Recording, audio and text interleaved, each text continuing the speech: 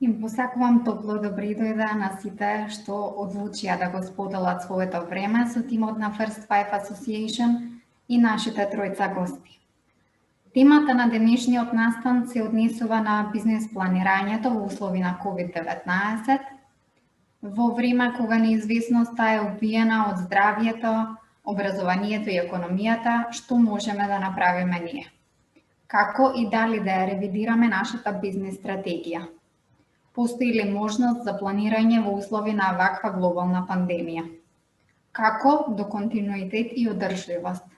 Заедно со вас и нашите говорници ќе одговориме на овие и многу други прашања.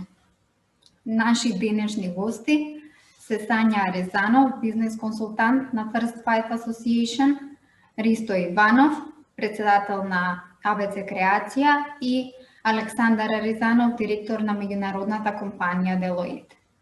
Гостите ќе ги споделат со публиката своите практики, искуства и совети за бизнес планирање во услови на ваква вонредна состојба.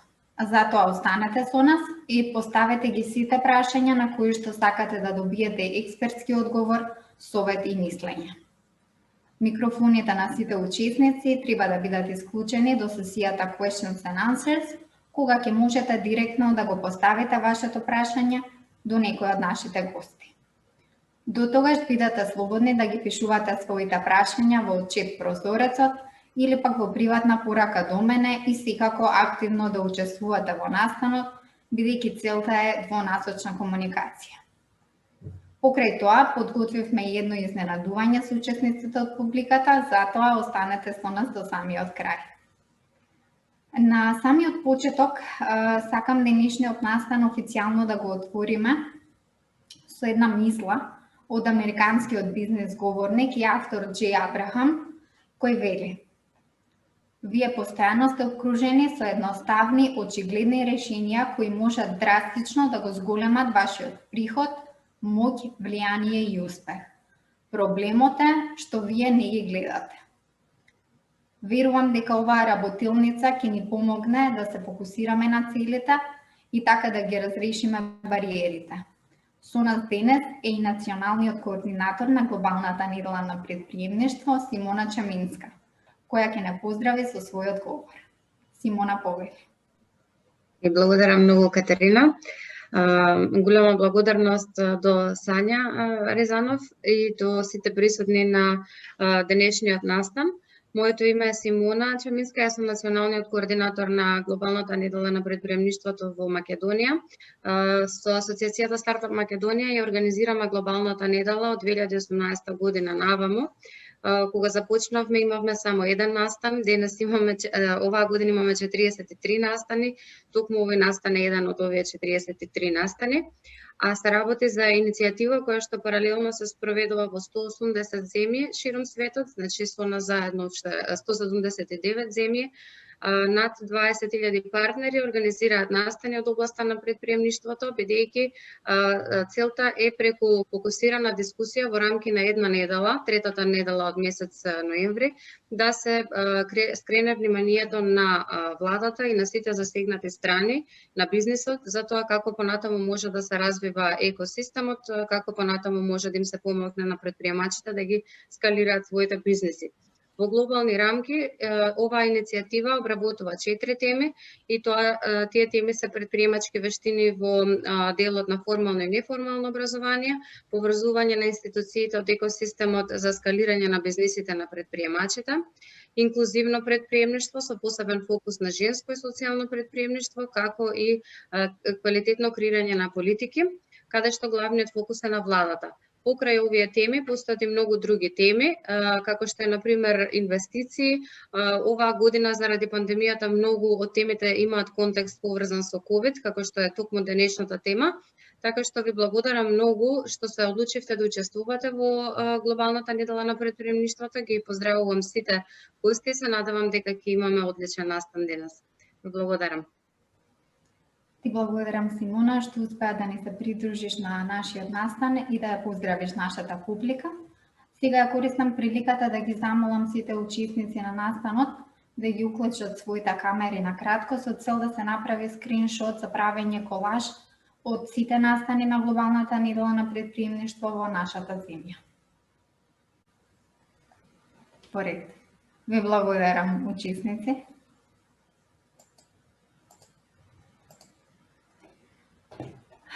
Сега можеме и ние како домаќини да ги поздравиме нашите тројца денешни гости, Сања, Ристо и Александар. Добре дојдовте.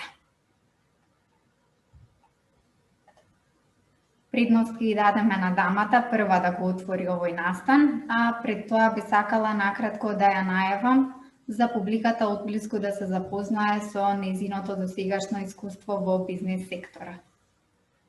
Сања Ризанов своето деловно искуство го започнува пред повеќе од 15 години во консалтинг секторот, со посебен акцент на финансиски консалтинг, експертиза во ревизија на финансиски извештаи и due diligence проекти.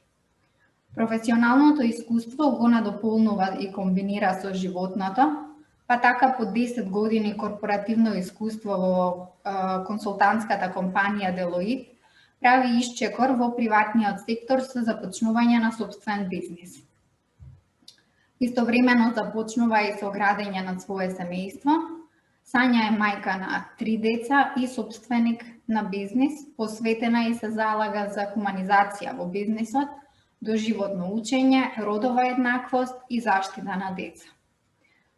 Би сакала да издвојам еден нејзин цитат, со кој ќе го завршам представувањето.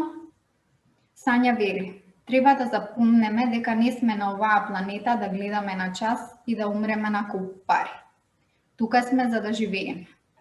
Низ професионалната кариера и приватниот живот постојано барам рамнотежа, но потрагата по рамнотежа нема видлив, ниту пак предвидлив крај. Сепак едно останува за секогаш, а тоа е дека значењето на нашиот живот е она кое што ние избираме да му го дадеме. Сања повели.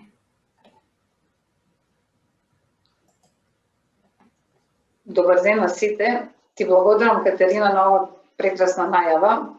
Едно добре дојде од мене и за сите учесници и наши гости кои денес се со нас.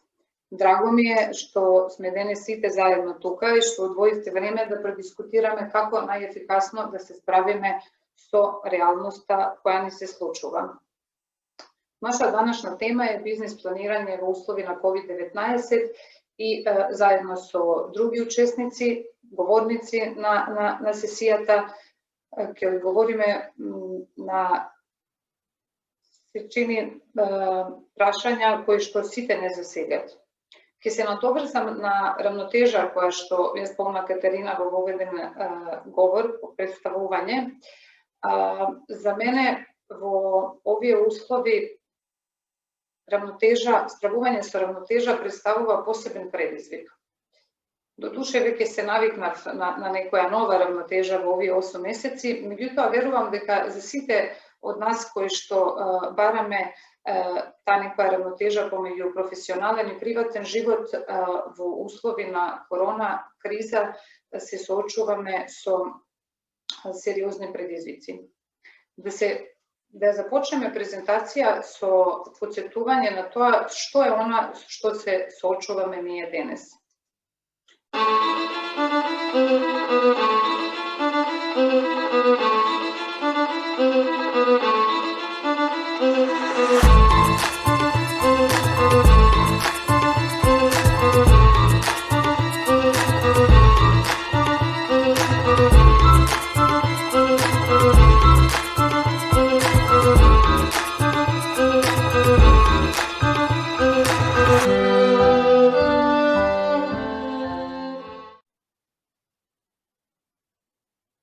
Претпоставувам дека во овие неколку секунди ги видовме сите аспекти од нашиот живот кои што се засегнати со корона криза.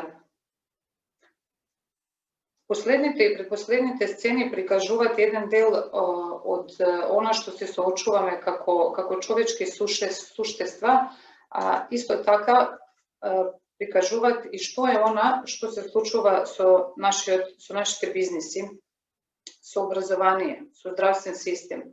Ова се само некои од бројки кои што покажуваат раст на невработеноста, стапка на затворање на бизниси, како и броеви на заразени и за жал починати од коронавирус. Се соочуваме со криза со која до сега повеќе од нас, па и нашите родители, се немат соочено. Криза е тест, особено тест за лидери. Ова го кажал Питер Дракер, а го докажува време, искуство на сите нас. Како еден лидер се справува со криза? Лидери секојдневно се справуваат со различни предизвици, се соочуваат со проблеми кои што треба да ги решат. Маркетинг, вработени клиенти, процес на производство, услуги, добавувачи, постојано решаваат некакви проблеми и носат одлуки. Но на кој начин се ова разликува од криза со која што ние денес се соочуваме? Криза се разликува од проблем. Криза е многу потешка, не може да се предвиди и е непобедлива на некој начин. Кога стануваме ние свесни за криза, таа веќе се случила и тука нема промени. Кога се појави коронавирус, ние слушнавме на вести, на медиуми, дека постои некаков вирус во Кина, се шири во еден град, потоа на крузери, во Америка, во Европа и конечно дојде и до нас. Меѓутоа, момент кога вирус излезе од лабораторија или од глушец или како веќе излегол, таа веќе се случила. И никој од нас не може да направи ништо во однос на тоа. Никој не можеше ни да ги предвиди ниту влијание, ниту резултати. Дури и сега е прашање дали можеме да ги предвидиме последици на криза со која се соочуваме. Криза е во суштина факт. И кога имате факт, вие сте соочени со реалноста која не можете да ја промените. Меѓутоа, сепак постои нешто што можеме да го направиме. А тоа е да реагираме и да одговориме на факт. И тука доаѓаме до управување со криза и управување со ризици. Често се случува да се споредуваат, па дури и да се поистоветуваат кризен менеджмент и менеджмент на ризици. Во управување со ризици, ние предпоставуваме каков проблем може да ни се случи во иднина и каков ризик може да ни се деси и даваме одговор на него. Например, фармацевтска компанија, која што произведува само медикаменти, одлучува да прави козметичка линија, да произведува козметичка линија. И прави бизнес план, прави проценка на инвестиција, прави маркетинг план и предвидува што е се она што може да се случи доколку се воведе нов производ, сосема различен од она што претходно го имат произведувано. Тоа е управување со ризици. Имаме бизнес план и бизнес план е секако дел од управување со ризици.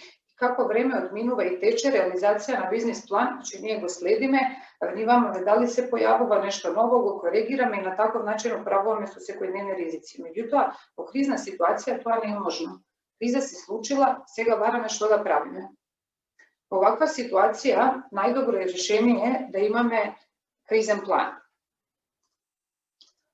Колку од ваши фирми, каде што работите, каде што или раководите со бизнис, имат развиено кризен план?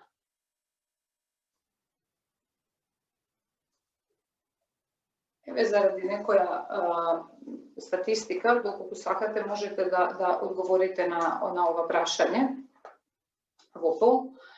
Истражувања покажуваат дека 65%, над 65%, особено од мали фирми, немат кризни планови или имат некакви генерални насоки што е она што треба да се случува во криза. Дали е тоа доволно? Ако немате кризен план, тоа е тоа. Меѓутоа, пандемија со која што се соочува не е единствена криза со која што една фирма може да се соочи. Многу различни кризи може да го погодат бизнис. Природни непогоди, земјотрес, поплав, пожар, кражби, ненадејни состојби предизвикани од човек, одметнати пожари, пад на компјутерски систем, криза кај добавувачи, сето тоа, криза на бренд, загрозување на репутација на еден бренд. Сето тоа се кризни ситуации за едно предпријатие и доколку се нема кризен план за такво нешто, врло веројатно е дека губитоци и материјални штети ќе бидат многу поголеми отколку да го имаме кризен план. Еден добар пример за управување со кризи се хотели. Хотели на регуларни периоди, на секои неколку месеци, имат противпожарна вежба. Тоа е еден вид на симулација на криза. Че тука доаѓаме до фази на криза. Пред да се соочиме со криза, имаме превенција во која што креираме кризен план, определуваме тим кој што ќе раководи и управува со криза и правиме симулација. Значи, ако се случува пожар во еден хотел и ако сите наеднаш почнат хаотично да излегуваат или да прават во паника се она што им во тој момент се чини како соодветно, материјални човечки губитоци, материјални губитоци ќе бидат многу поголеми отколку да сите знаеме што се случува, кој управува со одредена постапка, на кој начин се однесуваме кога веќе е дојдено до криза. Меѓутоа, ако имате, како што рековме, ако имате кризен план, одите на имплементација, на ефикасни активности кои што можете да ги спроведете веднаш. Меѓутоа, ако немаме кризен план, ние директно влегуваме во криза и директно сме ставени пред предизвик да одговориме на таа криза.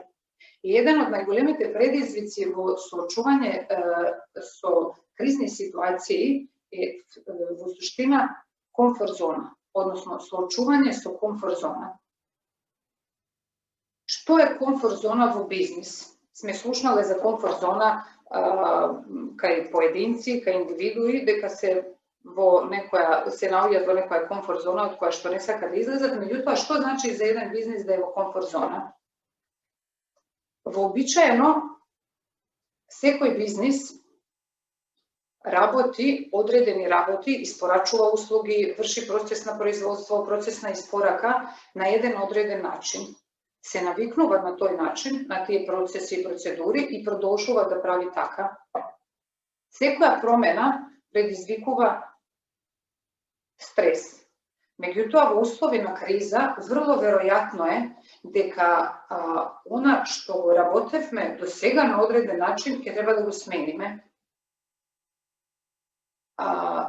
Пример, ресторани, маркети, генерално малопродажба. Ние сите знаеме дека интернет постои со децении, дека е-трговија функционира исто така со децении. Ние од тука порачуваме од Амазон, Алиекспрес и така натаму, од други земји, порачуваме роба, плаќаме и ни пристига. Меѓутоа, до пред корона во Македонија, генерално, најголем број од малопродажни објекти или воопшто немат е-трговија, или имат е-трговија во некоја рудиментирана форма. Меѓутоа, со доаѓање на корона криза, се прилагодуваат, дел од нив се прилагодуваат и сега секоја малопродажен објект има каква таква онлайн продавница. Дали требаше да се чека да дојдеме до корона криза да се направи еден исчекор? Што ќе се случеше доколку некоја фирма, некој од маркети или било која друга малопродажба решила да направи исчекор, односно да излезе од комфорт зона? Во каква ситуација таа фирма би била денес и како зголемување на приходи кај таа фирма би се пројавило и пред корона криза? Меѓутоа, како што рековме, соочување со комфорт зона и секоја промена предизвикува стрес. И за да го одбегнеме тој стрес, постои неколку алатки кои што можеме да ги користиме, да ги употребиме, да го намалиме тој стрес и ефикасно да се справиме со секоја криза која што ни се случува. Јас денес би издвоила 6 алатки, активности кои можеме сите да ги примениме и во нашиот живот и во нашиот бизнис, а се докажани како успешни од предпријатија, од компании кои што веќе сега имат изреагирано на ова криза, но исто така и од компании кои што порано се имат соочено со финансиска криза во 2008 година, која што исто така беше со далекосежни последици, меѓутоа имаше еден сосема друг аспект во однос на здравствена криза. Што се тие активности кои што можеме да ги примениме ние? Како прво, да останеме смирени и без паника. Кога сме емоционално врзани, а секогаш сме емоционално врзани кога постои страв, не можеме да размислуваме рационално. Контрола е клуч за справување со криза. Секој од нас може да се исплаши, да се испаничи од многу причини во овие услови. Заради здравје, заради грижа за други членови на семејство, губиток на работно место, пропаѓање на бизнис, XY причини. И кога се плашиме, не можеме да размислуваме рационално. А најважна особина кај еден човек што го разликува од сите други е способност да мисли. Потребно е да останеме смирени. И потребно е да бараме нешто добро во секоја криза. Не може се да е лошо, нешто мора и да има добро. Дали некој од вас се има пронајдено или се има соочено со нешто добро откако се случи корона? И доколку сака некој може да сподели дали во чат или во директна дискусија, слободно повелете. Јас, например, дојдов до заклучок дека сакам повторно да живеам во куќа. Пред одамна живеам во куќа, сега веќе неколку долги години живеам во стан и разбрав дека би било убаво да живеам во куќа. И не дека се од таа желба куќа појавила, меѓутоа тоа е една нова цел која што ја поставувам и кон која што ќе одам во нареден период.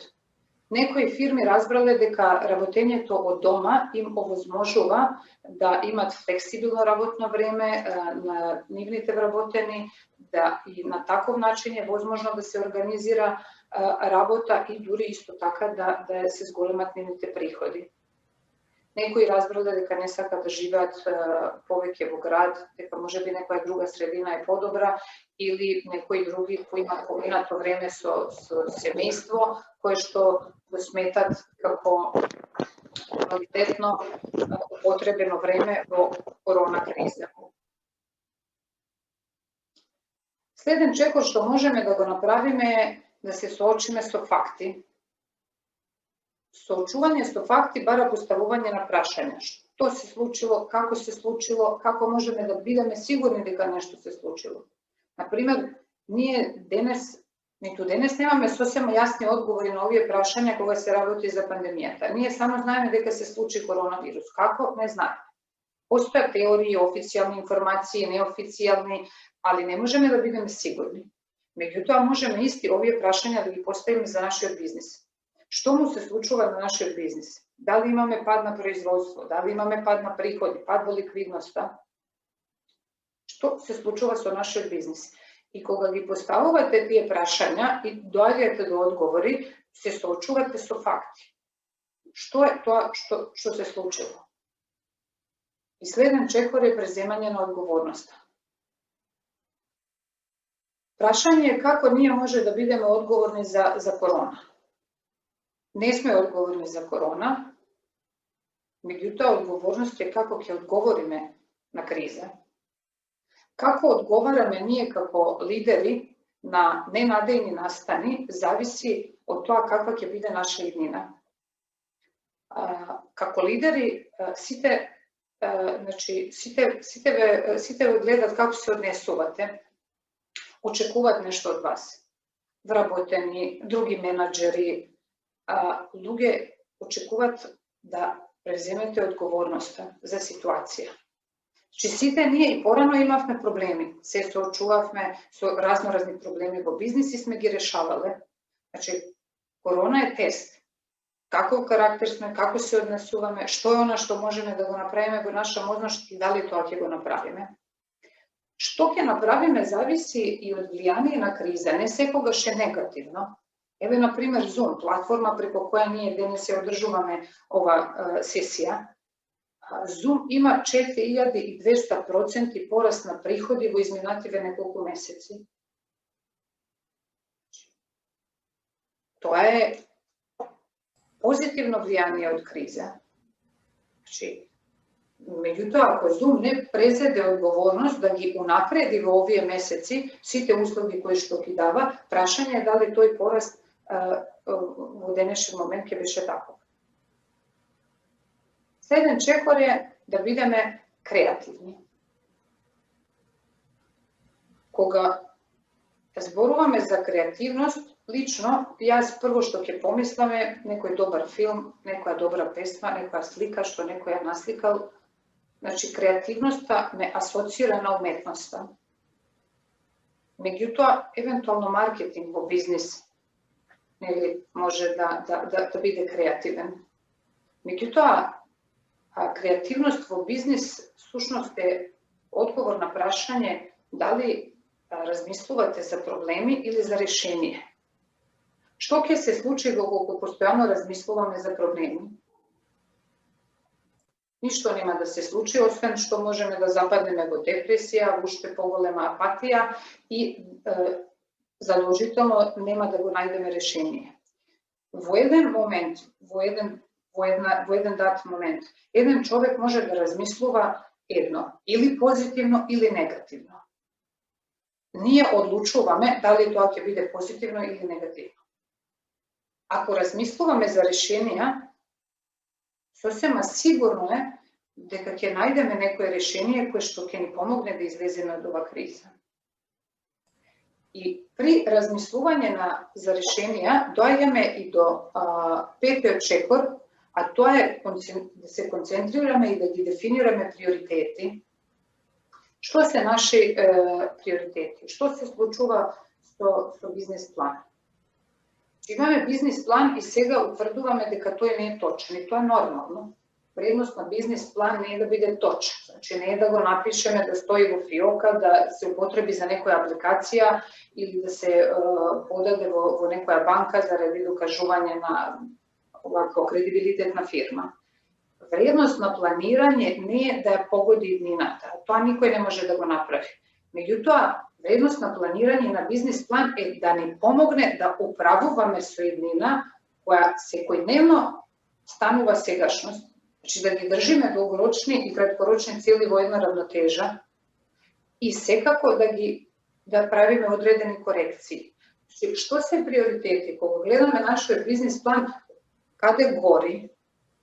Дали во приходи, дали во трошоци, дали овакво во исплата на плати или нешто сосема друго. И шеста активност е акција. Останете смирени, соочете се со факти, размислувајте за решенија, ослободете ја ваша креативност, преземете одговорност, концентрирајте се на приоритети, донесете одлука и работете на неа. И врло веројатно е дека одлука која што ќе ја донесеме може да биде погрешна и потоа ќе треба да донесеме друга одлука, и трета, и четврта, и пета. И тоа е нормално. Што е како во фудбалска утакмица? Значи имате 22 фудбалери кои што трчат на терен, се со цел да постигнат гол. И они имат некако план со нивниот тренер, гледале овако противникот како игра и така натаму. И сега момент на криза е губиме 2-0. Што правиме сега? И во тој момент паѓаат во вода сите планови кои што претходно ги имавме со тренер и се обидуваме на сите можни начини, од лева, од десна страна, да додадам топка до еден, до друг, кроз средина, корнер, аут, се до гол. И потоа, кога ќе се постигне целта, го повторуваме тоа. Исто и во бизнис. Значи се обидуваме на сите можни начини да донесеме права одлука која што дава резултати, потоа ја повторуваме. Тие се некои активности, тука би го заокружила овој дел од активности кои што ние може да ги примениме како во нашиот живот, така и во бизнис кој што го водиме или на работно место каде што работиме. Дали во овој момент имаме некои прашања или можеме да продолжиме понатаму?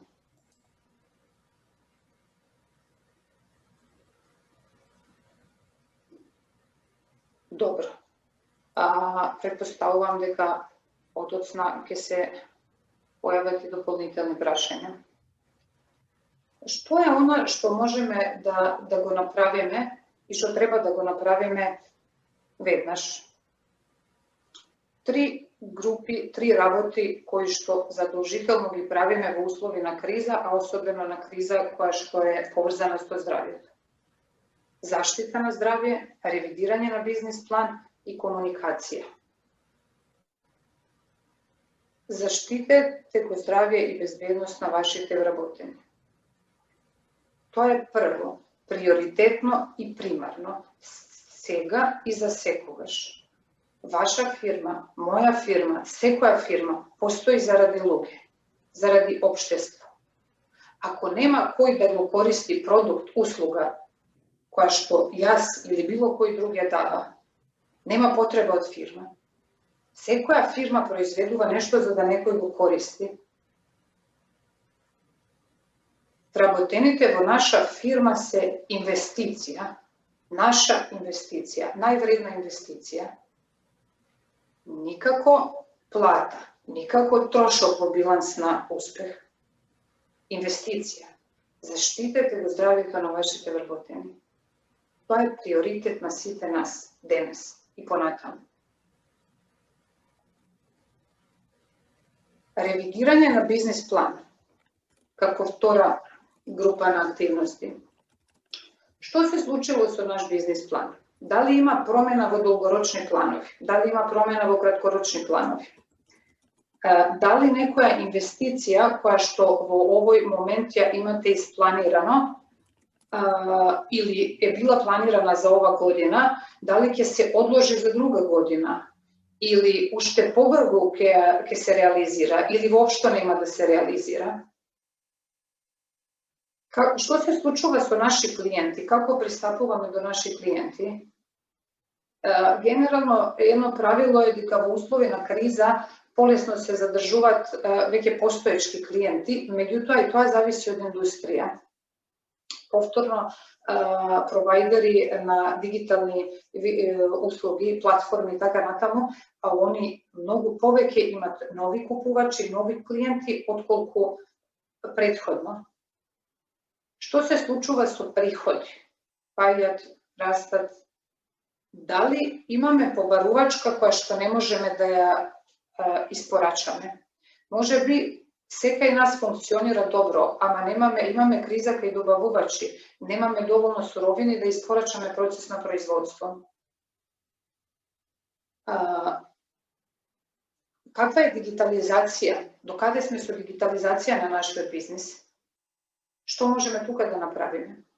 Каква е наша ценовна политика? Дали во овие услови на криза ќе одиме на намалување на цена за да во краток рок за да ги задржиме купувачите, а потоа кога ќе помине криза пак ќе се вратиме на тие или на повисоки цени? Дали е тоа добра идеја да ја направиме сега? Каква одлука?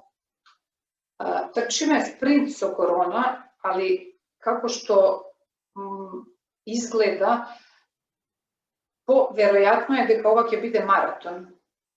И затоа секоја одлука што ја носиме е пожелно да ја проекцираме на долг рок. Ако денес имаме намалување на цени, што ќе се случи за една година кога ќе помине криза? Дали тогаш ќе имаме намалување на купувачка моќ на нашите клиенти и тогаш дали воопшто ќе можеме да ги вратиме тие цени на исто ниво? А не можеме да преживееме со генерирани приходи и парични токови со тие цени. Дали може би попуст е подобра опција? Дали пробен период или бесплатен период или наплата врз основа на користење на волумен е подобра опција? Тоа е она што треба да го тестираме. Fleksibilnost во ревидирање на бизнис план е многу важна. Значи, се она што го правиме, секоја одлука што ја носиме во овој момент, задолжително треба да можеме да ја извршиме веднаш. Значи, планови кои што ќе се реализираат за 3 до 4 месеци во услови на криза не функционираат.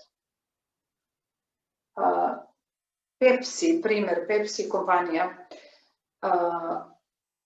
за 30 дена од почеток на криза имат воспоставено дури 3 продавници од кои што испорачуваат одредена понуда на продукти кои што се поврзани со појадок и со некои ужинки. Зошто? Зашто они истражиле дека во овој период, кога повеќе луѓе работат од дома или се во домашни услови, поголема побарувачка е за појадок, намирници за појадок и за некои ужини. И во 30 дена успеват да направат потполно пренасочување на еден дел од нивните продукти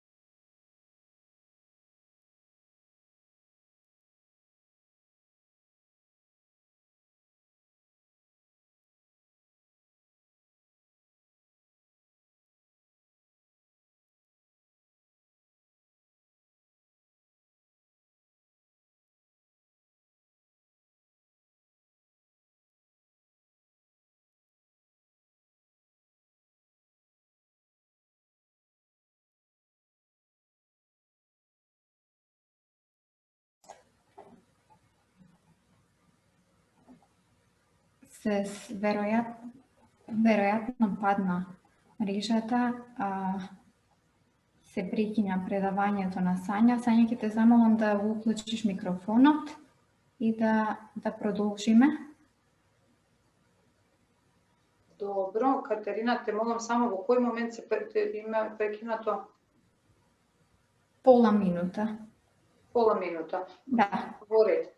Значи, доколку некој ги спомнав примери на компании кои што се имат, кои што со иновативни идеи се имат во овој момент справено со криза на нивниот начин, значи и преминав на трета група на активности кои што можеме да ги, кои што треба да ги примениме во управување со криза. Однос со јавност и комуникација. Комуникација со интерни и со екстерни стейкхолдери. Значи, со сите оние со кои што соработуваме. На прво место наши вработени. Тие треба да знаат што се случува со фирма, на кој начин ќе се применат одредени процедури, процеси и како понатаму ќе се одвиваат работите. Вработени се исплашени, загрижени за работно место, за семејство, за здравје. Значи, наша одговорност е да комуницираме каква политика, какви процедури ќе применува фирма во овие услови. И до секој еден вработен.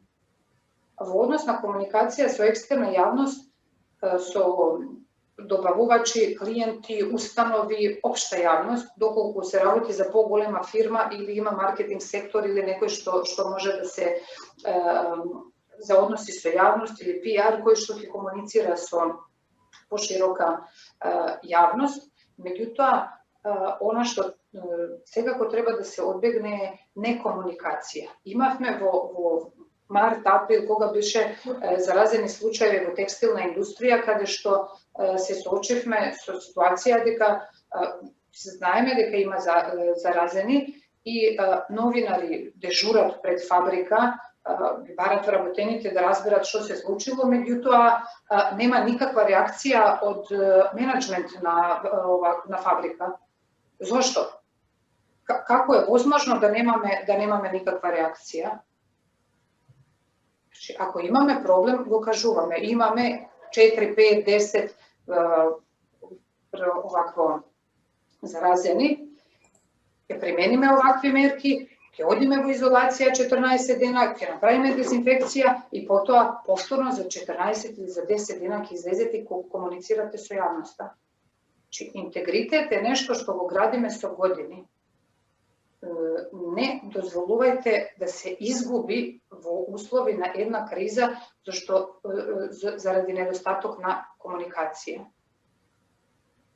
И тука би го заокружила моје излагање со еден совет да ја одбегнеме сите замка на просечност поради средина, обкружување или било кој друг фактор.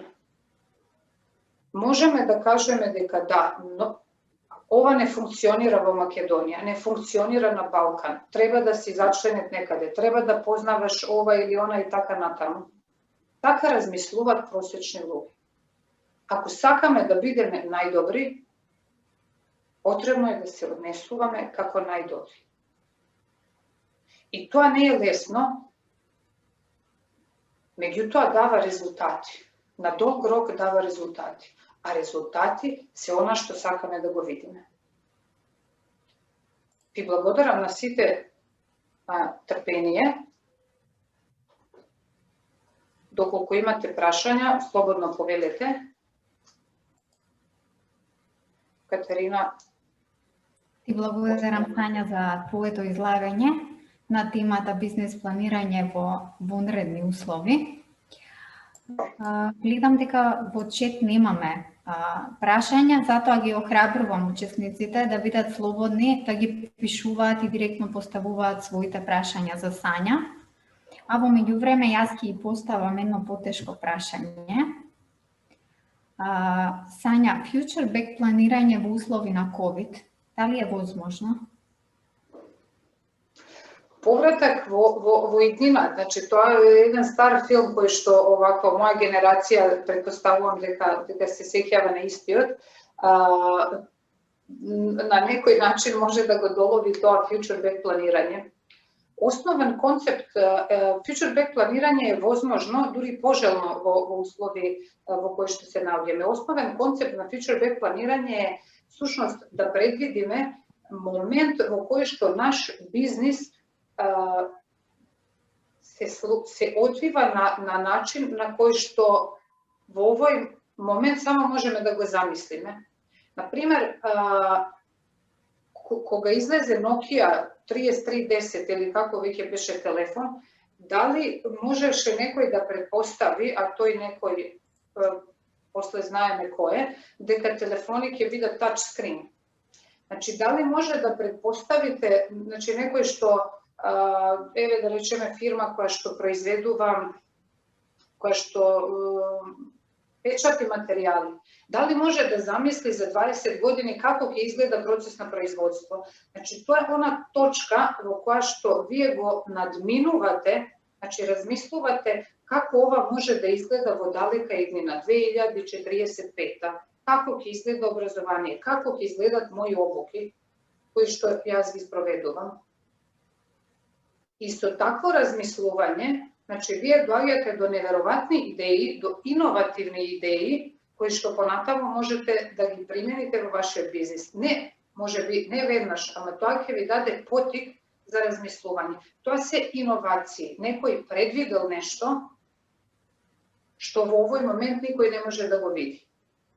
Тоа е основен концепт на future back планирање, инаку е тема која бара малку да речеме, по-широк одговор, меѓутоа суштина е во ова. И да, во услови на ова криза, дефинитивно охрабрувам сите да го применат овој концепт.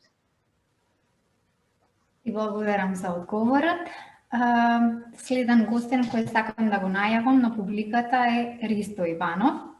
Ристо е професионален консултант, проектен менаџер, тренер, ментор и професор со над 22 годишно искуство во деловни, консултантски и советодавни услуги во Македонија и Западен Балкан.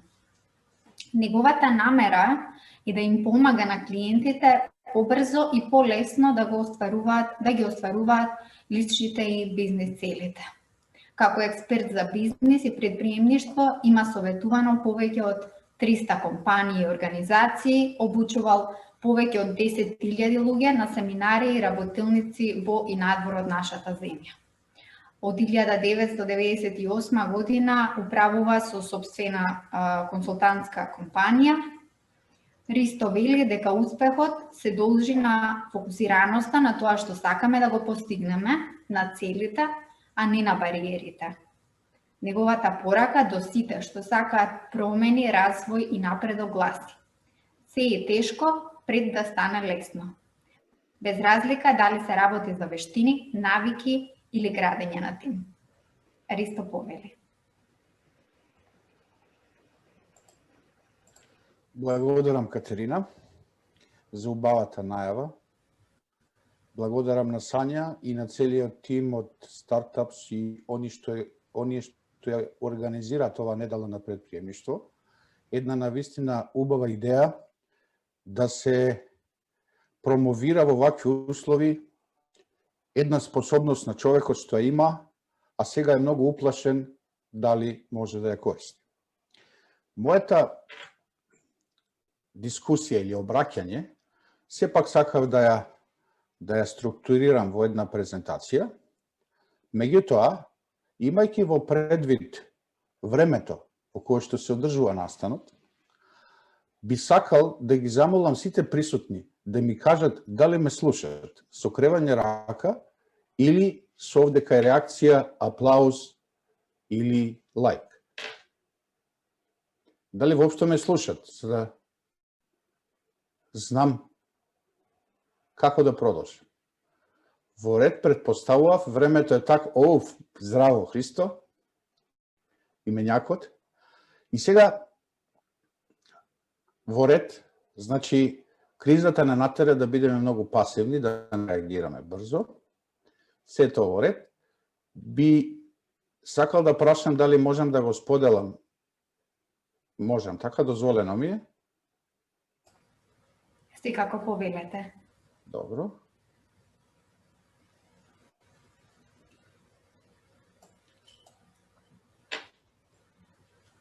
Значи, моја задача е нешто да се осврнам кои се предизвиците на предприемништвото во време на COVID-19, пред се во делот на бизнис планирање. Веќе убаво Сања направи еден преглед, кој направи план, а кој не. И би сакал да напоменам дека искрено од моје искуство и пред да биде COVID кризата, кај малите и средните предпријатија, кај 60-70% немаше бизнис план.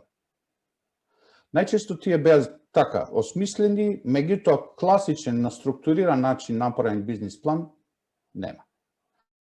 Според тоа, не би можело да се каже дека сега тоа би бил голем хендикеп за фирмите, бидејќи реално е тоа некоја пракса која барем според моето искуство од микро и мали, дека како начин на работа не беше многу применуван.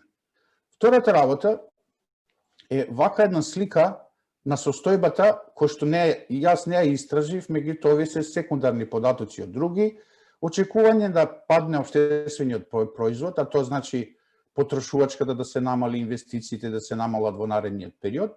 Овие се предвидувања за Европска унија, Хрватска, Грција и Македонија. Ова се однесува за 2020 година. Зголемување на вработеноста и намалување на поборувачката на пазарот. Во Македонија, некаде до мај месец, 20.000 нови невработени беа во Македонија. Меѓутоа, последните податоци се, од некои причини фирмите почнува да ги враќат назад работниците. И според податоците во Агенцијата за вработување, сега се некаде околу 15.000 плюс за истиот период минатата година. Она што е кажано како причина е дека сега многу што биле пријавени како пасивни невработени, за да може да ги користат мерките за вработување, се префрлиле како активни баратели на работа. Меѓутоа, клучните две работи што влијаат на бизнисот е забавениот обрт на парите што се во оптик, многу поспоре целиот процес на размена, целиот процес од производство до потрошувачка и заради тоа треба и повеќе пари. Порано, ако општествениот производ се разменувал со 1/10 пари, до 15, во Оптек, сега сигурно треба најмалку дупло повеќе пари за да истиот обрт на бизнис се заврши. И последното, влијание на ликвидноста на фирмите или недостаток на пари. Меѓутоа, за да може полесно да се разбере она што би следело како мој став во однос на прашањата што ми беа поставени, би сакал само една кратка теорија, која што сепак е поврзана со неделата која што сега се организира како недела на предприемништво. Што уствари е предприемништво? Способноста на поединецот да ги претвора идеите во дела. Одговорно тврдам дека оваа способност ја има секој човек. И секој ако поразмисли малку, се што направил во животот, направил како резултат на таа способност. Да има идеја за нешто, да знае што ќе излезе од таа идеја и да ја следи. Било да е на кој факултет ќе се запише, било каква куќа сакал, или било што друго што сака да постигне, го остварувал на овој начин. Оно што би сакал да го кажам е дека најмалку се посветува внимание на тоа како се претвараат идеите во дела. Имаме многу ангажман како да дојдеме до идеја, што сакаме да имаме. Меѓутоа, клучното е во сето ова, што би сакал да го нагласаме дека што значи да се претворат идеите во дела. Дела значи нова околина.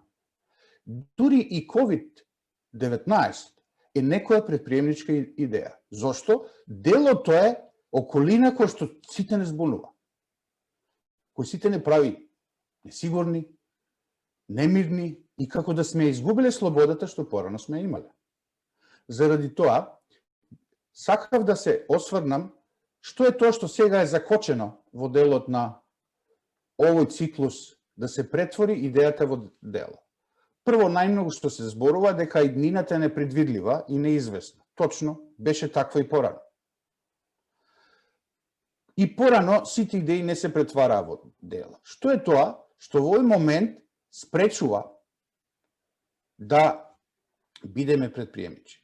Моето искуство е што можеби најзбунувачко беше, барем кај малите и средните предпријатија, е што не користеа алат за да ја водат фирмата. И бизнис планот во суштина е алат за управување со фирма. Ние сите бисме се бунеле ако некој механичар со раката ни го врти штрафот во тркалото. Што правиш? Ама имам добра рака, стек. Не, кај ти е алатот, клучот? Истото важи и за предприемништвото и за бизнисот. Од моје искуство и со фирми кои што се добро стоечки, кога ќе ги прашам, добро, како ја водиш фирмата? Вообичаено 70% не може да ми го кажат тоа. Ќе кажам што да се направи, тоа да се направи. А бизнис планот е клучната алатка за предприемачот. И ова е еден процес кој би го прескокнал, меѓутоа сите идеи се претвараат во дела преку овие 5-6 чекори. Што сакав овде да потенцирам, за да можеме да знаеме како едно предпријатие функционира во овие услови, има една алатка која што изгледа не може да се гледа баш најдобро, само како да го сменам ова. Може ли некој да ми помогне? Добро. Сакав да ви кажам алатката што јас ја користам во делот на разговарање со фирмите во оваа состојба. Првото е стратегијата или идејата како да работи, втората е учинокот што сака да го прави, што да работи, и на крај кои се делата. И вообичаено во временски период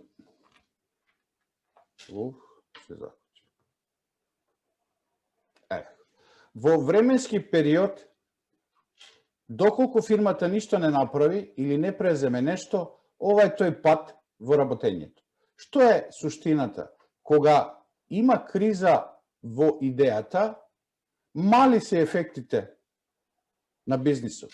Меѓутоа, како оди времето, и тоа е почна да се губи пазар, намалена продажба, намален профит, неискористен капацитет, намалена ликвидност, презадолженост и несолвентност. Што е суштината? Вториот критериум е колку е голема заканата и колку време е потребно да се реагира на тоа.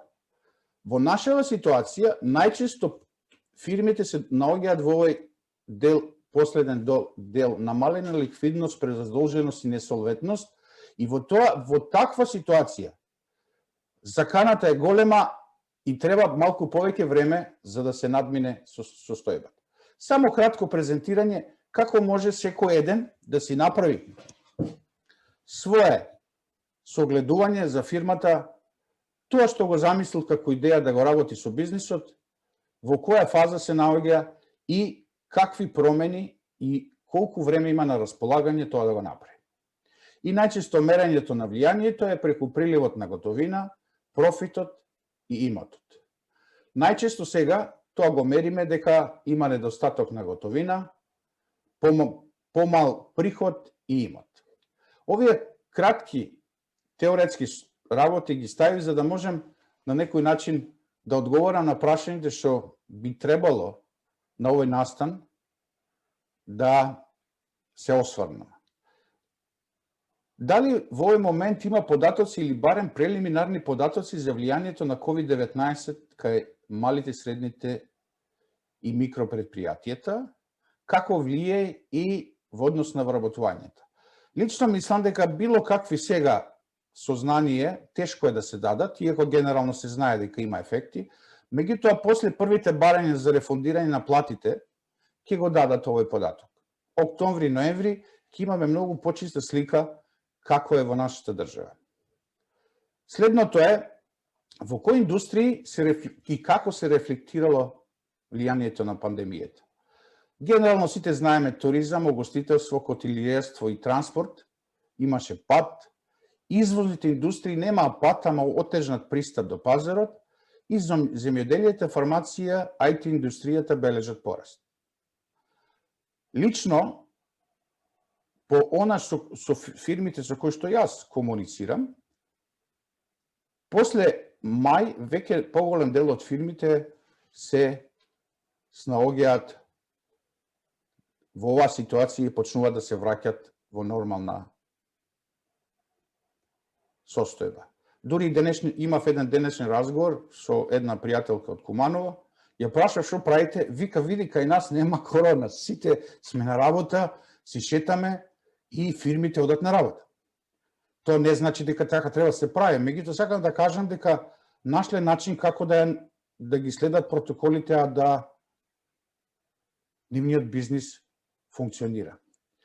Искуствата во однос на малите и средните предпријатија во однос на адаптацијата е тешко да се генерализираат, бидејќи секоја фирма е во различна од тие фази. Некој е толку акутно мора да решава ликвидност. Друга група на фирми кои што решаваат промет, искористеност на капацитети, а многу помало е тие што работат на стратегијата за да сменат нешто во овој дел. Она што би сакал овде да кажам дека кај индустриите кај што купувачите треба да дојдат да го користат производот или услугата, навистина е проблем. Туризам, угостителство, хотелиерство. Меѓутоа, тамо кај што производот може да стигне до дома, до купувачот, тогаш може да се најдат начини како тоа да се надмине. И следната група на прашање е дали постојат решенија за сегашнава состојба.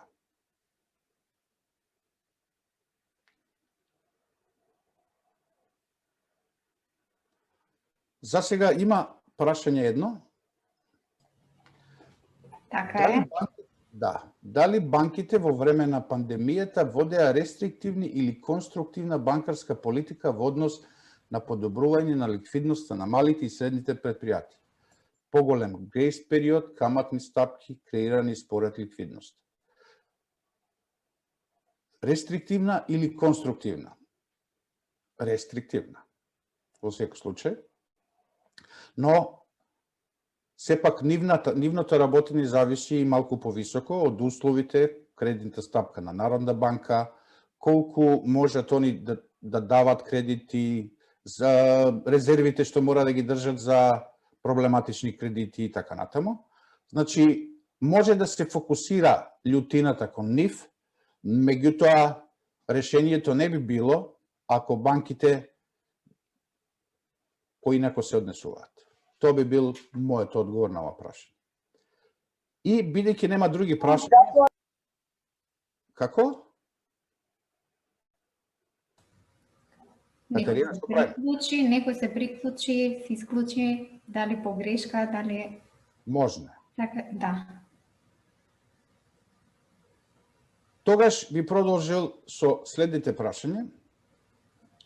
Дали предпријатијата имат на располагање инструменти за справување со кризата? Да, прво што би рекол е дека постојат алатки, менеджмент, кои што во оваа ситуација покасно ќе ги презентирам линковите до нив, со кои што може некој ако сака да проба да го организира работата на малку поинаков начин. Овде, во овој дел на промените, е клучно да напомена едно мое сознание, а тоа е следно. Првото сознание е дека не направи screen share, така? Се гледа слайдовите или не? Се гледа слайдовите. Да. Окей.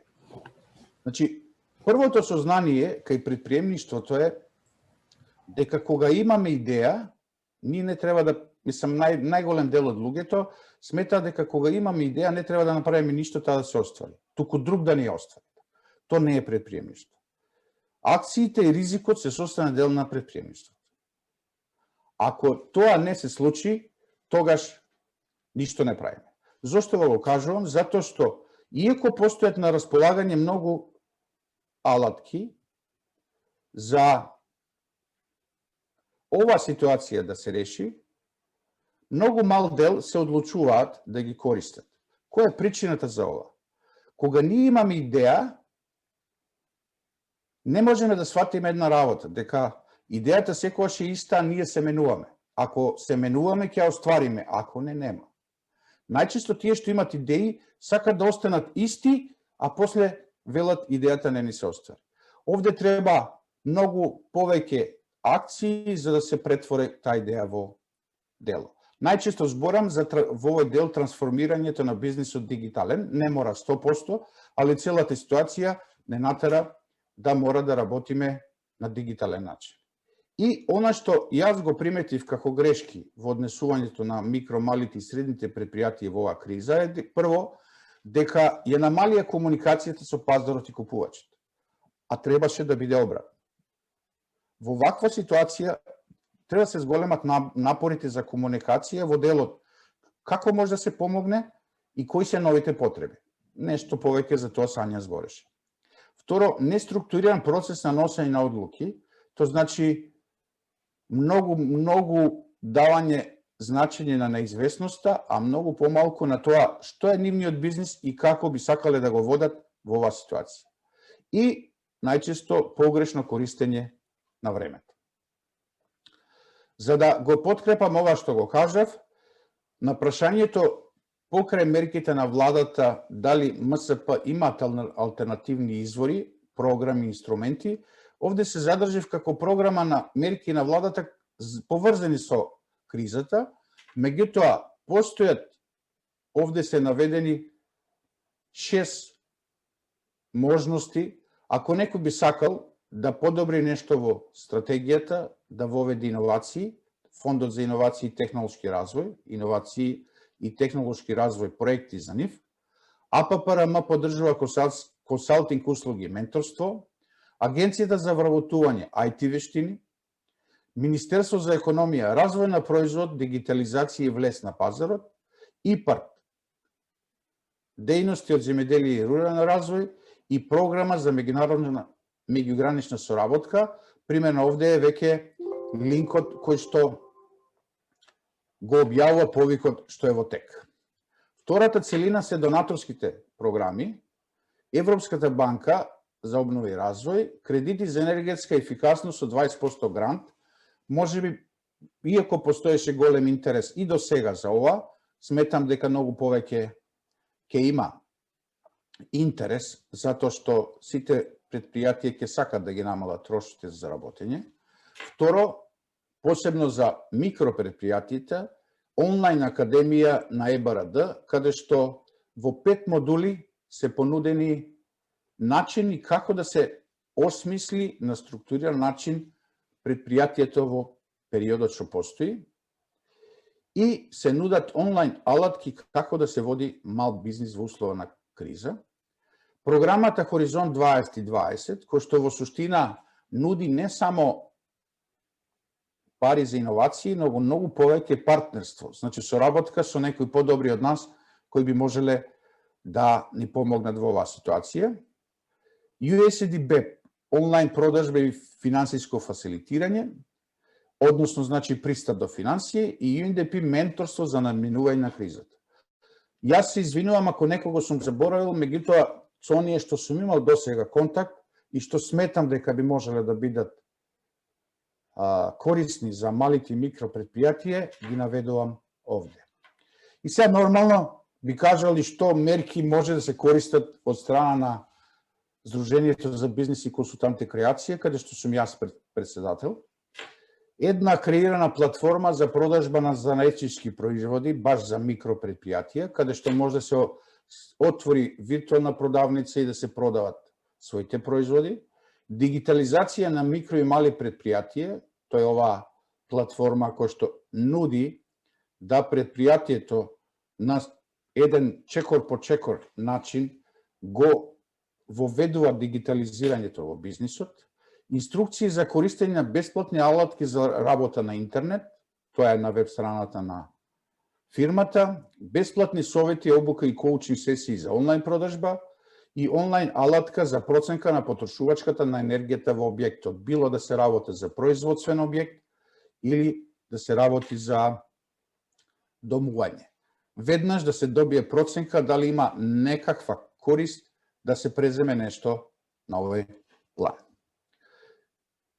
Тоа би било се од моја страна, освен последниот слайд, кој што се однесува на што би им препорачал на оние што се уште во бизнисот. Во меѓувреме да прашам дали некој има поставено прашање. Не. Во моментот немаме поставени прашања во чет. И сега јас да си одам по задачата што ми беше дадена, да ги одговорам и последните две прашања. И се надам дека после ќе има многу повеќе дискусија на темава.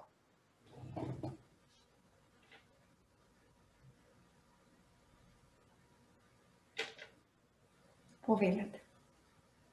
Да се навратам назад, затоа што повторно заборавив да направам share screen.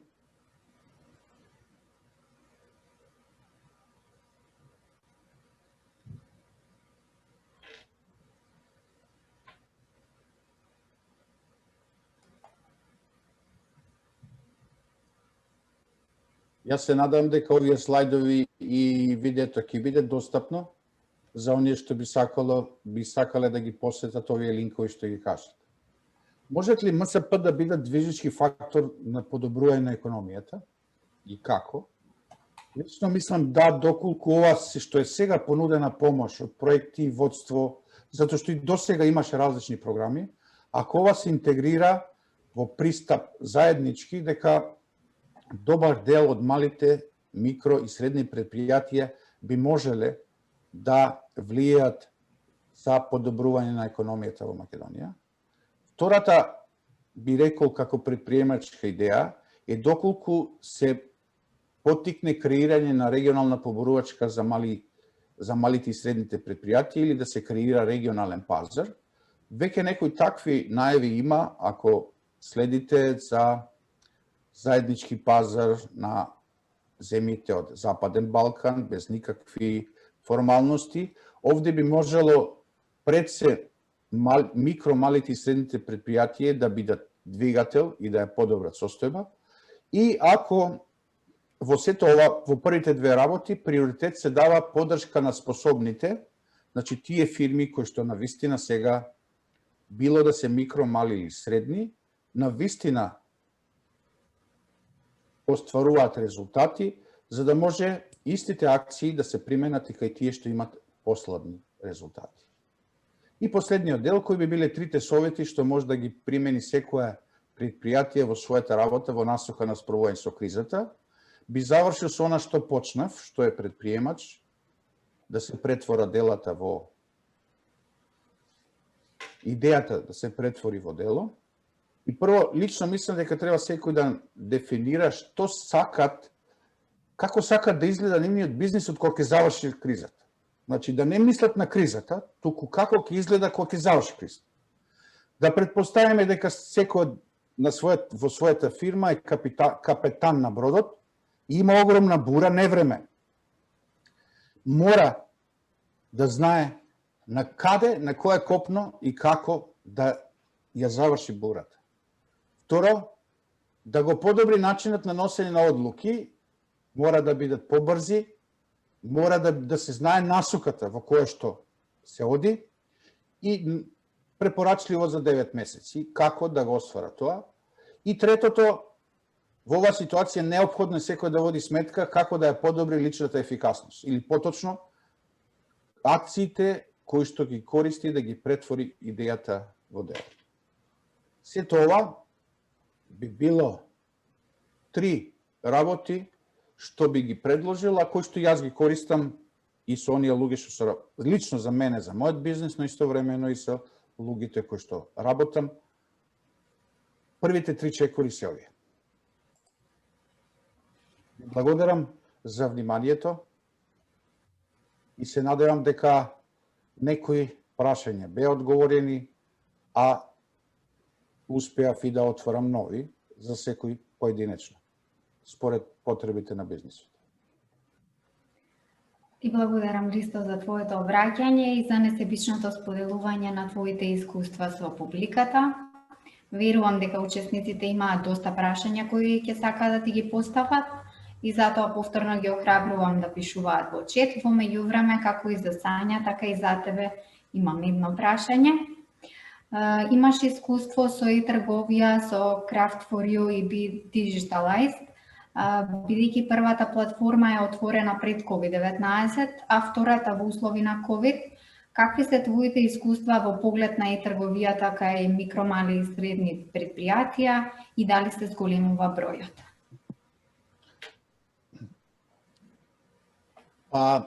Се повеќе фирми го трансформираат бизнисот или поточно се промовираат и продаваат онлайн.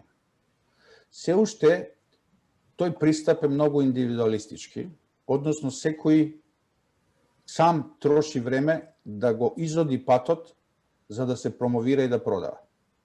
Дури и некои што беа поголеми скептици, односно кои што не веруваа во тоа, барем во контактите со моите соработници, почнале да се изненадуваат како, кога ќе промовират нешто, како успеат да го продават и како создаваат побарувачка за своите производи.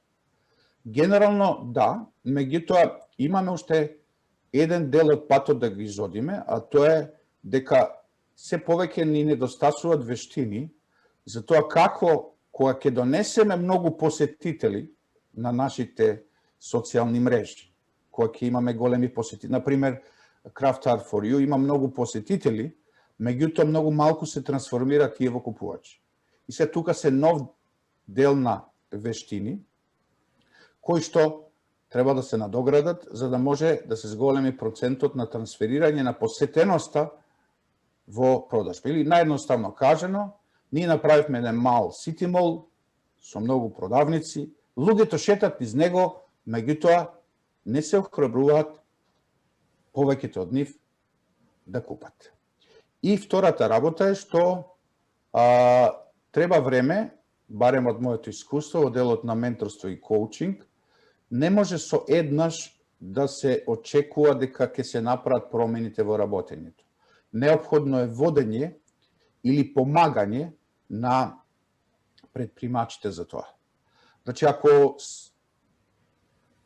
идејата предприемачка што ја имам продолжи, може би во кратко време еден таков проект за менторство на помалите и микрофирми, за да се оспособат да продават онлайн, ќе помине како што и помине идејата за самовработување, односно мерката самовработување. Меѓутоа, за да дојде како реалност, да биде дело, требаше да поминат многу години. Меѓутоа, тие се двете работи што ги сметам за потребни. Прво, да се стекнат вештини за конверзија на посетителите во купување и второ, да оние што се заинтересирани им се обезбеди на вистина поддршка чекор по чекор додека го совладат работењето преку интернет. Ти благодарам, Ристо, за исцрпниот одговор. Часовникот покажува дека е време за приклучување на третиот гостин. Посебен осврт на денешната тема бизнес планирање во услови на COVID-19 ќе даде нашиот специјален гостин, предавачот Александар Ризанов, кој ќе пренесе искуства на големите корпорации и ќе сподели наоди од последните истражувања за влијанието на пандемијата врз економијата и бизнисите. Александар, пред да започнеш, дозволи ми накратко да ја запознам публиката со твоето долгогодишно искуство во бизнес секторот. Александар е по професија ревизор со над 26 години искуство во вршење на ревизија. Кариерата ја започнува во меѓународната консултантска компанија PricewaterhouseCoopers, каде што работи 12 години. Од 2006 година работи како директор на ревизија во Deloitte, моментално најголемата консултантска компанија во светот.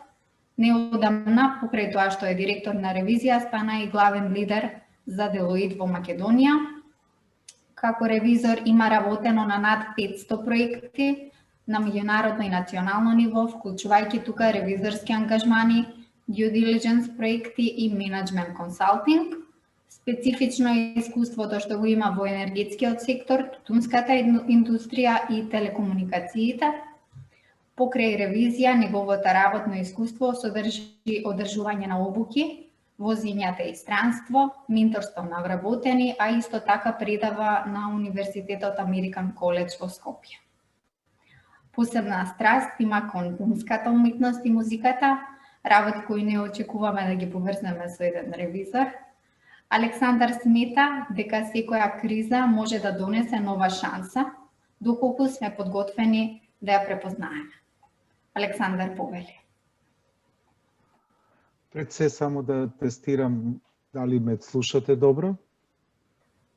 Да. Добро, окей, супер. Најнапред би сакал да се заблагодарам на организаторот што ми даде можност да бидам панелист на денешниот настан. Ќе пробам во ова кратко излагање да се осврнам на бизнис планирањето во услови на оваа COVID криза од аспект на големите корпорации. Тука ќе вклучаме и мали искуства, што и Deloitte како е голема и најголема консултантска куќа во светот во последните 5 години секако најголема. Искуствата на Deloitte со справување и бизнис планирање во вакви услови. Како што и Катерина напомена, а и мислам дека веќе е помалку излитана фраза дека на кинески криза покрај криза значи и шанса. Така да се надевам дека ние ќе ова криза брзо ќе ја пребродиме и ќе ги препознаеме шансите која што истата може да ги изнедри. Од друга страна, ако се навратиме наназад, бареве јас, Македонија и претходно во рамки на бивша Југославија, некако све се сеќавам само на некакви кризи. Например, прво нешто што се сеќавам од овој аспект е дека во 80-тите години имаше огромна економска криза која резултираше со, мерките на Милка Планинц за економска стабилизација. Потоа тоа отиде во друг размер, па подзаврши со Анте Марковиќ и неговата програма за рехабилитација и економски поврат на Југославија. па потоа тоа од економска се претвори во некоја воена криза која траеше без малку 10 години, затоа не ви се навраќал посебно. Па тоа сето тоа заедно, целиот тој галиматијас произведе да во самостојна Македонија се претвори во огромна криза во која може и денеска економска пред се справуваме и така натаму. Мислам, што да кажам, криза нон-стоп, ние барем новие у нашиот регион изгледа сме навикнати да живееме со тоа и не би рекол дека е тоа нешто невообичаено. Од аспект на ковидот, како и сите овие претходни кризи што ги споменав, јас мислам дека главен предизвик беше дека, како и кај секоја криза, значи дека колку ќе трае и како ќе се одвива справувањето со нејзе. Она што ковидот, ако се сеќавате, прво рекоа дека ќе трае 60 дена и помалку и не убедија во тоа, потоа рекоа не 60, 90, на примерот на Кина, рецимо, и така натаму, и дека потоа се ќе тече као што беше, значи еден малце поголем, не знам, годишен одмор, така, квартал, еден од годината ќе биде зафатен. Сега веќе со сигурност зборуваме за една 11 месеци наназад, со една неизвестност уште колку 11 месеци или не знам колку квартали ќе офати кризата. Тоа што морам да признам дека многу пријатно ме изненади, беше многу брзата реакција на глобалните и посебно на регулаторите од областа која е од мој интерес, значи од регулаторите во развиените земји на Западна Европа и Америка, нивната изненадувачки брза реакција со предвестувања, носење на нови уредби, праќање совети за пребродување и така натаму. Тоа морам да признам дека многу ме изненади позитивно. Посебно рецимо во таа, да кажеме, во таа бранша да ги споменал регулаторите и професионалните здруженија од Англија, тие беа можеби први и брзи уште, ја мислам дека уште во средината на февруар издадоа, не знам, ги пратев едно време, потоа не обсипа со толку материјали, што дури морам да признам дека малку и подпрестанав да ги пратам, бидејќи не можеше сето тоа да се дочита. Во исто време, непријатно бев изненаден, рецимо, од слабата реакција, или, ајде не кажам, немање реакција на нашите регулатори, посебно пак ќе напоменав во секторите за кои се од мој посебен интерес, посебно во првите месеци. Некако ситуацијата беше глува или оставена да видиме, да почекаме што ќе биде. Од прилика, за жал, во тој правец одеше работата. Големите компании, дали сега поттикнати од овие глобални и големи регулатори и професионални тела, или секако и со своето внатрешно планирање, бизнис планирање, морам да ви кажам дека веднаш, тоа февруар, март, веќе на големо се почна да се бават со форкастинг. Форкастинг, тоа значи бизнис реструктурирачки планови и така натаму, почнаа да разработуваат разни сценарија, негативни, позитивни, краткорочни, долгорочни, во аспект ќе трае 60 дена, 90 дена или година дена, па потоа негативно, рецимо негативен одраз на голем импакт на финансиските резултати, или позитивно, нели, кај поедини индустрии, да во многу брзо време застана, како тоа така обично бива, го прогласија оној модерейт, значи некој среден свој бизнис план, за план кој што веднаш ка се нафатија со имплементација на истиот. И таа имплементација, морам да ви кажам дека почна да се случува веднаш. Тоа би го рекле техничка имплементација на одбраното сценарио, односно навикнување на таа нели нова реалност. Кратко би се задржал тука на предизвиците, или по мене, барем главните предизвици што тоа преструктурирање го наметна. Пред се задржа нормално на заштита на здравјето на вработените, веднаш донесоа протоколи, нормално согледувајќи ги националните, зависно од која држава, нели, но пред се и заштита на нивните вработени. И тоа сега е произрукува, нели, некои индустрии едноставно не можеш да обезбедиш физички, да не бидат во иста просторија вработените, кај други тоа може, па прегради дали ќе се стават, па какви прегради, какви заштита ќе носат вработените и така натаму. Од овој аспект посебно интересно што го забележав беше не само физичкото здравје на вработените. Големите компании веднаш почнаа да се бават со психолошкото здравје на вработените. Значи се изорганизира еден куп онлайн конференции и така натаму и сватив во криза, посебно кога почна нели овие големите локдаун или како овие затварање, нели, на забрана на движење и така натаму, се осети дека рецимо кај вработени кои што живеат сами, изолирани и така натаму, се осети дека и текако е битно нивото психолошко здравје. Па се изорганизира еден куп советувања, па да не кажам дека тоа се престорија потоа и во некои онлайн журки и така натаму, чисто за да се одржи контактот на тие, да не биде само посветеност на работа и да не се запаѓа нели во некои други психолошки расстройства, депресии и така натаму. Тоа ми падна во очи дури по почетокот дали е потребно, но си покажа времето дека и текако правовремено овој е потребно. Следното што кое се занимава компаниите беше да се види какви бенефити ќе обезбедат поедините држави и дали да се влезе во користење или не користење на тие бенефити, секако ова пред се од аспект на тоа дали користењето на некои бенефити би проузрукувало да компаниите покасно имаат некои обврски по основ на користење на бенефитите, а исто така на тие кои би се искористиле, во кое својство би се искористиле и во која мерка која мерка би била најпогодна за користење. Следно, нормално, што може би е најважно, е реструктурирање на приходните линии, на соодветните приходни линии, нели? И секако контакт и согледување на продолжување, раскинување или така натаму на работата со главните комитенти на поедините компании.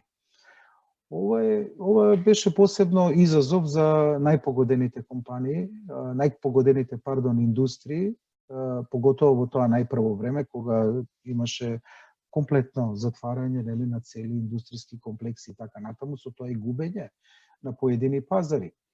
Изненадно, например, еве можам да споменам само, рецимо во автоиндустријата, интересно беше кога цела Западна Европа и производителите на автомобили во Западна Европа буквално ги затворија фабриките, за неверојатно многу кратко време овој нашите производувачи на автоделови и автоопрема нагло се завртија и успеа, што беше најинтересно, успеа да се преструктурираат и место за западните производители почна да произведуваат за Јапан, за Кина и така за Јапонија, Кина, што неверојатно брзо ги поврати, можеби прво само на 30% од нивните капацитети, за само во пар месеци да тоа прерасне во 70-80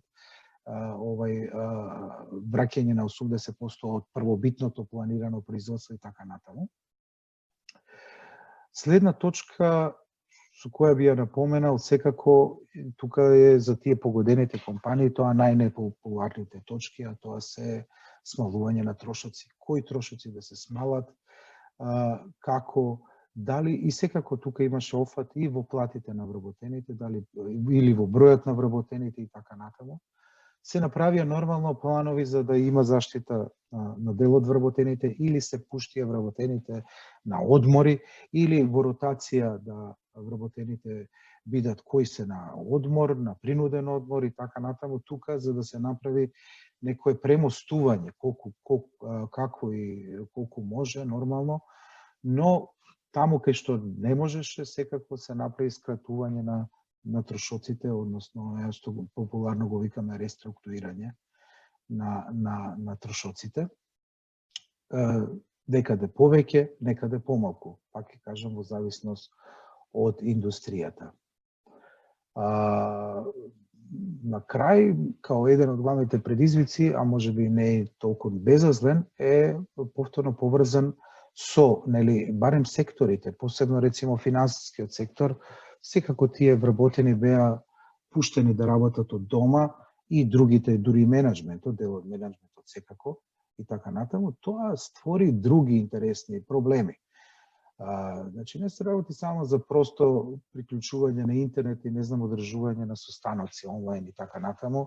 Не, тука пред се поврзување со компаниските мрежи, работа во финансиските системи и другите системи кои што ги поседуваат овие големи компании, посебно од аспект на она што онај security, IT security, значи одеднашка пенетрација, можам да кажам и јас од лично искуство дека невероватен беше продорот на спам мејлови и така натаму. Тоа беше невидено, посебно во првите овој месеци на здравствената криза. Мислам, тоа беше фантастично.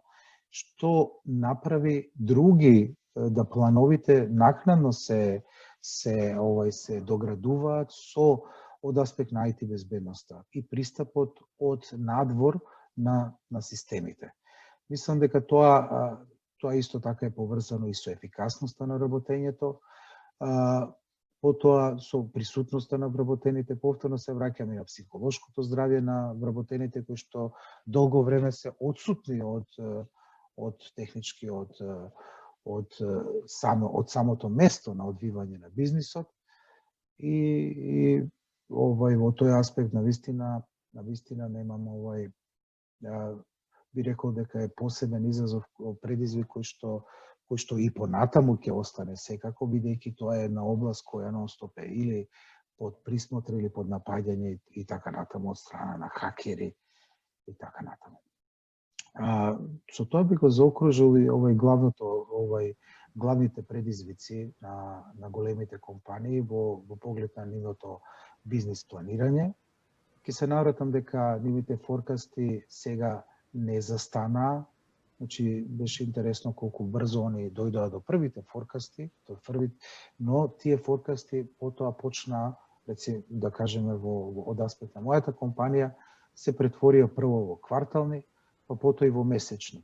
Значи, нон-стоп прилагодување, каде сме, до каде сме, каде ќе одиме и така натаму. Мислам, тоа е еден континуиран процес кој што изгледа ќе продолжи да тркава, да кажам, по тие насоки и можеби ќе продолжи сигурно и по престанок на оваа криза. Значи, повеќе нема, еднаш годишно се собравме и направивме една визија за нашиот план за наредната година, а тоа се од аспект на нашиот 3-годишен план. Мислам дека тоа веќе е некое минато, тука веќе цел свет зборува за за една нова филозофија на работење, агилна и мислам дека баш овие месечни форкасти, предвидување и репрограмирање и така натаму се баш во тој смер на некоја агилност во работење. Мислам дека и самото онлайн, се повеќе зависноста од технологијата и така натаму, почнувајќи од обични состаноци па до бизнис состаноци, па до, не знам, дури и дел од работата, префрлување, не само дел, во одредени сегменти и во целина, префрлување на онлайн, тоа уште повеќе го наметнува пратењето на таа работа, до каде станува потешко него што беше порано, но од друга страна, со тој агилен пристап, пратење на рокови, на извршување, ремоделирање на начинот на репортирање на извршувањето на одредени задачи, сето тоа мислам дека ќе направи нешто што сигурно нема да застане со завршување на кризата, него ќе продолжи и понатаму и ќе стане едноставно составен дел на работењето и на визијата на овие компании. Така да тука би го завршил почетниот, да кажам, дел на моето излагање. Гледам дека имаме веќе и прашања. Од ревизорски аспект, да, дали случајот на Евростандард банка, ревизорските извештаи беа доволно обелоденети во јавноста, за да граѓаните години наназад имаат доволна информација во однос на деловните одлуки. Исто така, дали Народна банка можеше да најде друго решение, а не отворење на стечај на банката.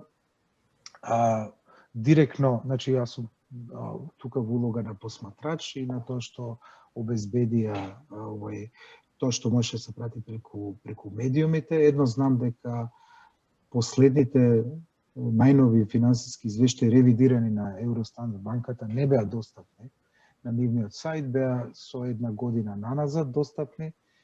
Тие не покажа баш во кој правец оди банката, тоа секако треба, повторно ќе се вратам на улога на регулаторите, да најдат начин, бидејќи има механизам како тоа се санкционира или да не се случи повторно истото тоа.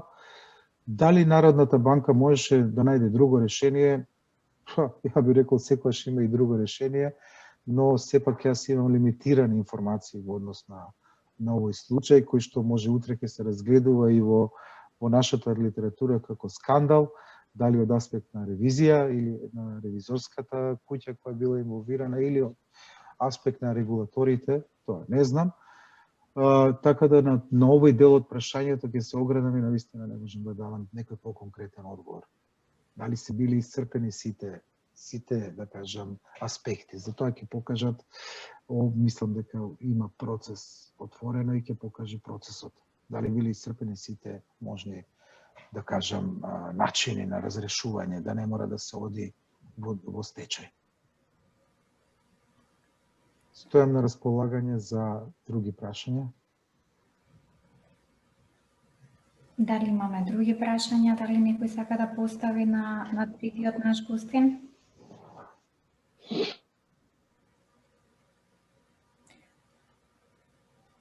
Во ред. Александар, ти благодарам што ги пренесе искуствата на големите корпорации. Верувам дека ќе има прашања во последниот дел од сесијата, questions and answers. Сега јас имам едно прашање за тебе, значи нема да бидеш поштеден како и за првите двајца гости. И тебе сакам да ти поставам едно прашање.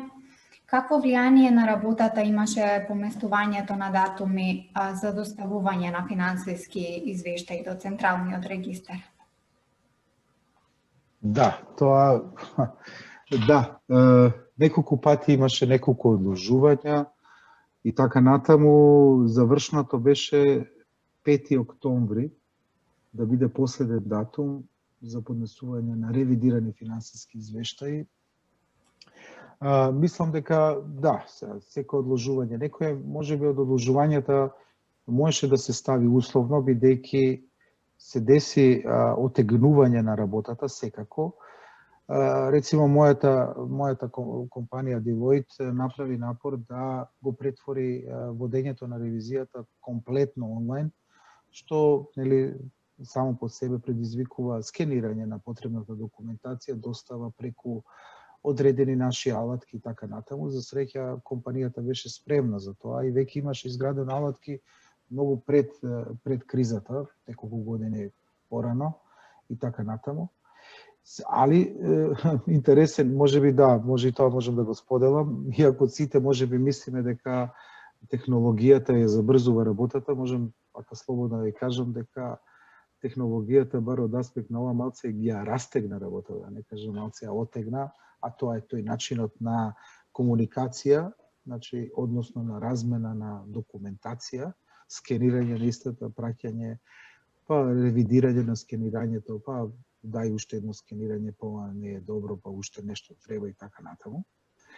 Иначе самото одложување на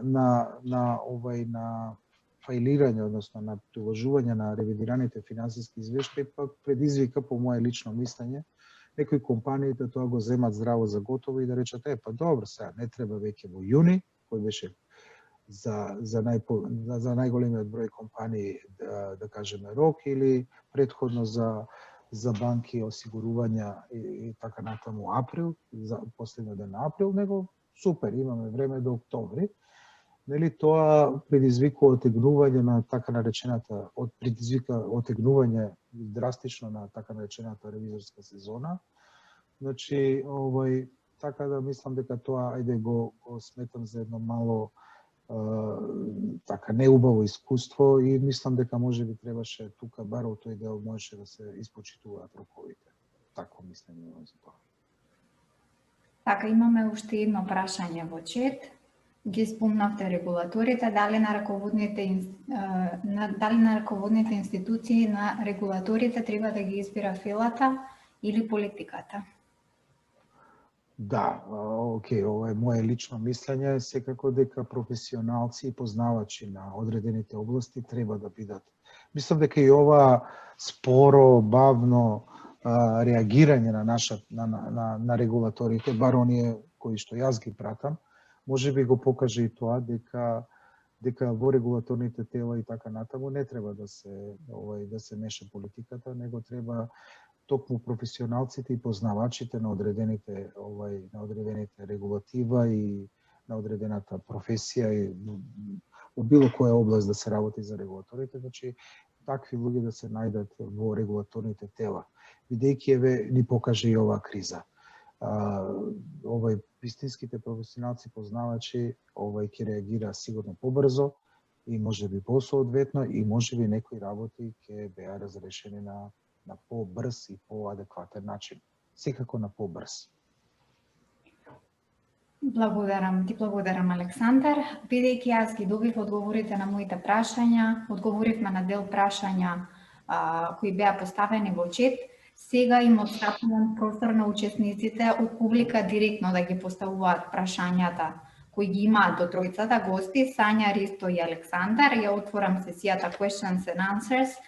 Кој сака слободно може да го постави своето прашање и како едно мало охрабрување можам да кажам дека наградата, односно изненадувањето кое што го имаме е за првиот кој што ќе постави прашање. Повелете.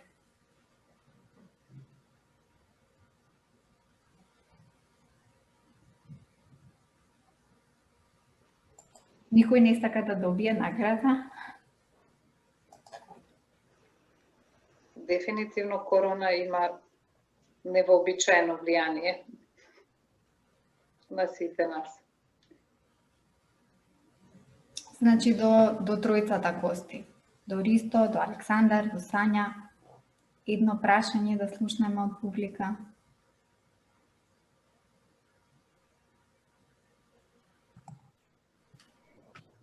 Јас сакам. Повелете. Сакам да прашам како сите тројца, Сања, Ристо и Александар, како го доживуваат бизнисот во кризата COVID-19. Ти благодарам, Оливер.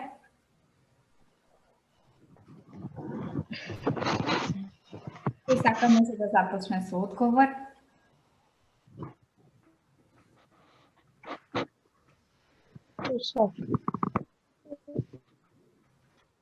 Ристо, ако може само микрофонот да го вклучите. Да, може ли? Слободно. За да му одговорам на прашањето, прво треба да кажам што јас подразбирам под бизнис. Бизнис е размена на производ за пар. И сега во ова корона време тоа стане многу споро. Потешко, помалку изводливо. Бара многу повеќе напори да се постигне истиот резултат од пора. И во суштина, сите сме во ситуација кај што можеме потешко да комуницираме или повеќе би рекол да го затвориме тој циклус на производство, комуникација и на крај производство. Три чекори. Стана потешко, затоа сега требаат повеќе пари. Со еден збор не натера малку повеќе се плашиме. И клучното е дали ќе го доживуваме као страв, неизвестност, или ќе го доживуваме како нешто што треба да го надминеме.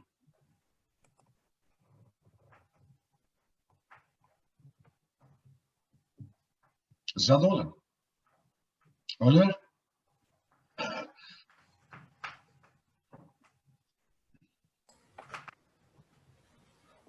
Оливер, дали си задоволен од одговорот на Ристо? Да, сега од Сега наградите. Кажете наградите. сега од Сања Ризанов одговор.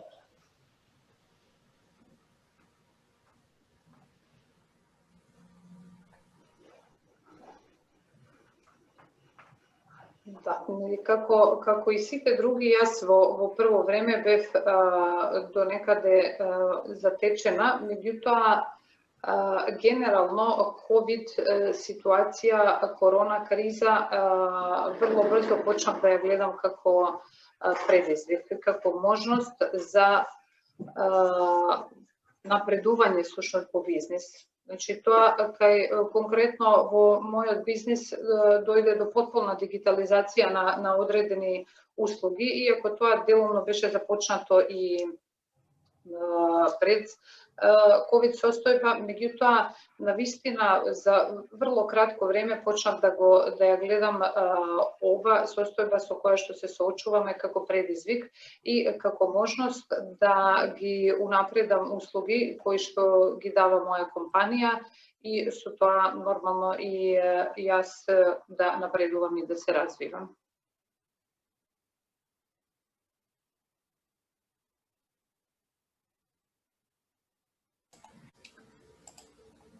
Значи, јас сега ќе споделам два линкови до сите во чет. Ќе се заблагодарам за одговорите на тројцата гости. Изненадувањето наменето за Оливер е подарок од предприемачот Игор Србиновски, кој беше гостен во вчерашниот настан Пауза за ручек со предприемачот. Тој ја поклонува книгата Анализа на финансиските извештаи на Оливер Аризанов. Оливер, ти посакувам пријатно читање. Некако времето брзо ни помина, тројца говорници, доста прашања, обемна тема. Јас ќе искористам приликата прво да се заблагодарам на учесниците од публиката за вашето време, кој одлучивте да го искористите за присуство токму на нашиот настан. Во чет веќе ги споделив линковите од веб и фејсбук страната на First Life асоциација, каде ќе можете да го најдете и видеото од денешниот настан и секако да бидете во тек со активностите кои следуваат. Можам да откриам дека во моментот се подготвува програма наречена Позитивен на тестот за успех, која е наменета за започнување и управување на бизнис, затоа следете на и очекувајте содржини поврзани со предприемништвото, кои ќе ви помогнат да ги постигнете вашите цели и да ги остварите вашите соништа дури и во ова време на COVID-19. Драго ни е што оваа година воспоставивме партнерство со Асоциацијата Стартап Македонија, како домаќин на глобалната недела на предприемништво. Симона Чаминска, голема благодарност и до тебе за неисцрпната поддршка во организација на настаните. Сања, Ристо, Александар, во име на тимот на First Life асоциација ви благодарам што не почестивте со вашето денешно гостување. На самиот крај, како што ја отворивме, така и ќе ја затвориме оваа сесија со еден охрабрувачки цитат, кој ќе не мотивира да продолжиме да планираме дури и во вакви времиња полни со предизвици. Вашето најважно средство сте вие, вашите вештини и способноста да учите и да се адаптирате на ново настанатата состојба. Тоа е од суштинско значење во оваа ера на промени. Активно вклучите се во постојан процес на реинвенција и ќе успеете да го остварите и тоа што навидум е невозможно. Поздрав и само успеси до следната наша средба. Поздрав. Поздрав до сите. И фала на сите што нас слушаа до крај.